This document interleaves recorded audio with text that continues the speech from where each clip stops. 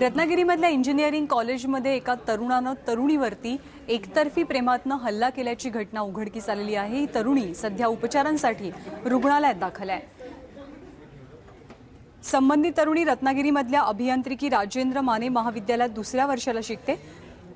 या प्रकरणी पोलिसांनी रोहित भोईटे याला अटक केली आहे। संबंधित विद्यार्थिनी कॉलेजच्या मेसमधनं मैत्रिणींसोबत बाहेर पडली होती। यावेळी अचानक समोर आलेल्या दोन तरुणांपैकी एकानं धारदार शस्त्रानं या विद्यार्थिनीवरती वार केले।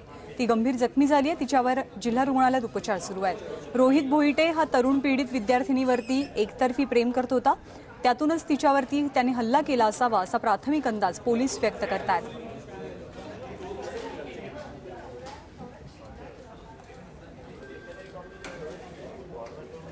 आज दुपारी रवींद्र माने कॉलेज देवरू इथले एक दुसऱ्या वर्षात शिकणारी मुलगी हिच्यावर कॉलेजच्या कॅम्पसच्या बाहेर रोडवर चाकूने हल्ला करण्यात आला। त्यात एक तरुणाने चाकूने हल्ला केला।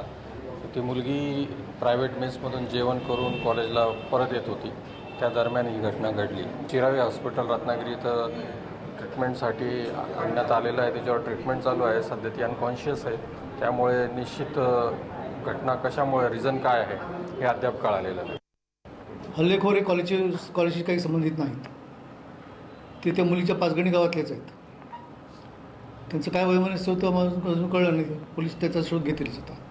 त्या मुलांना अटक झालेली आहे। जेवायच्या सुट्टीमध्ये ही मुलं सगळी समोरच्या मेस 3-4 खाजगी मेस आहेत तिथे जातात। जेवून येत असताना रस्त्याच्या पलीकडच्या बाजूला अचानक दोन मुलांनी त्या मुलीवर हल्ला केला। तिच्या पोटात चाकूचे 2 वार केले। मुलगी सिरियस आहे, परंतु आता डॉक्टरांचे प्रयत्न चालू आहेत।